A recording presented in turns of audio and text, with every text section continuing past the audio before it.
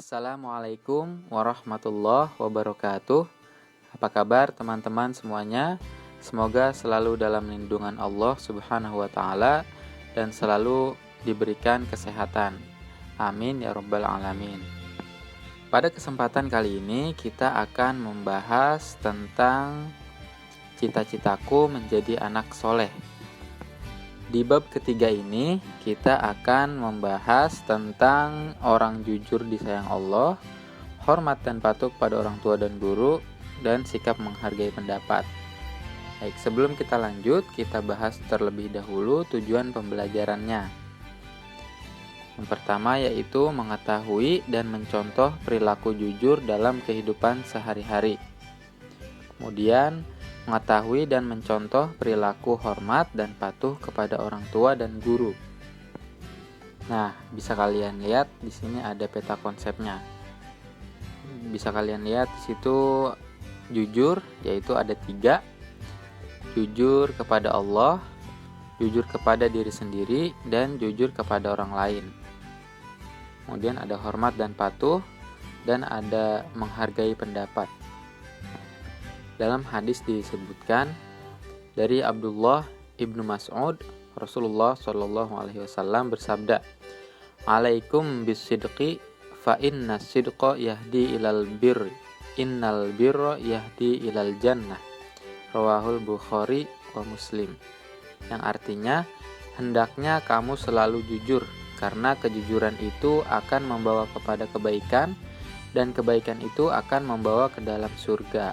Hadis riwayat Bukhari dan Muslim. Nah, apa sih jujur itu? Jujur adalah lurus hati.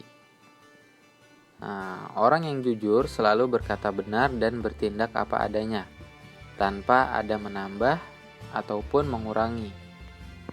Nah, bisa dilihat ya teman-teman, jujur ada 3. Jujur kepada Allah, jujur pada diri sendiri, dan jujur pada orang lain. Ciri-ciri jujur kepada Allah yaitu melaksanakan perintah Allah, menjauhi larangannya, berdoa kepada Allah, dan berperilaku baik pada orang lain. Nah, ini ciri-ciri dari jujur kepada Allah. Kemudian jujur pada diri sendiri, ciri-cirinya yaitu berperilaku baik, mengakui kesalahan dan minta maaf, tidak menyalahkan orang lain, tidak sombong, dan menyadari kekurangan dan kelebihan diri sendiri. Kemudian jujur pada orang lain. Ciri jujur pada orang lain yaitu bersikap tenang, menjawab pertanyaan dengan yakin dan tidak buru-buru, kemudian bercerita apa adanya, tidak mengurangi atau tidak melebihkan. Selanjutnya yaitu hormat dan patuh pada orang tua dan guru. Nah, orang tua sangat besar jasanya pada dirimu, pada diri kita semua ya. Nah, bisa kalian lihat di situ ada gambar ibu dan gambar ayah.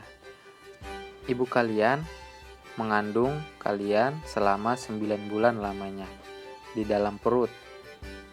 Kemudian melahirkan dan merawat kalian sampai kalian besar seperti sekarang. Dan seorang ayah berjasa mencari nafkah untuk memenuhi kebutuhan keluarga, termasuk kebutuhan dirimu juga. Maka dari itu kita harus hormat dan patuh pada orang tua kita.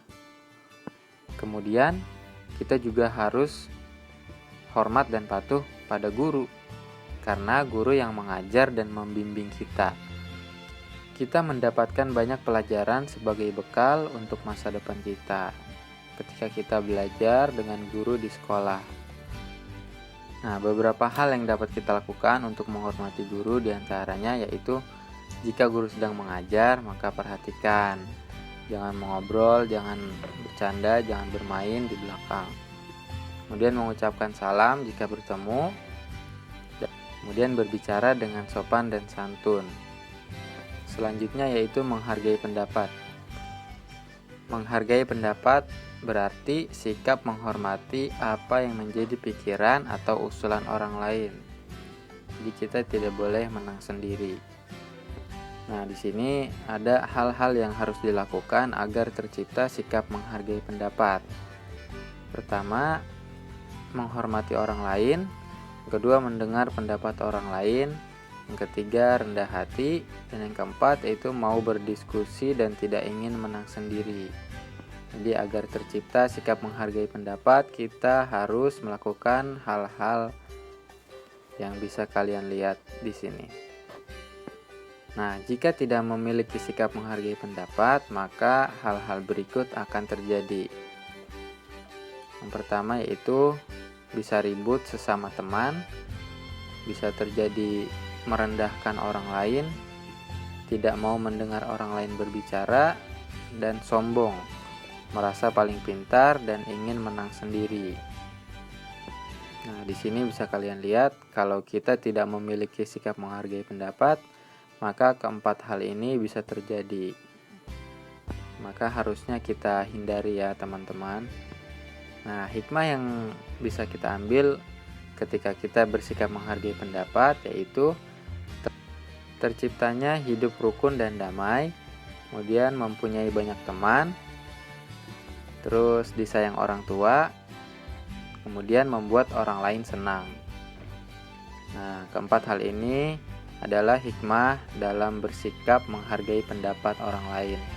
Nah, itu tadi penjelasan dari Mister mengenai 3 hal, yaitu hormat dan patuh pada orang tua dan guru, jujur, dan menghargai pendapat. Semoga apa yang Mister jelaskan bisa kalian pahami dan semoga bermanfaat. Mister cukupkan sampai di sini. Kita tutup dengan hamdalah. Alhamdulillahirabbil alamin. Wassalamualaikum warahmatullahi wabarakatuh.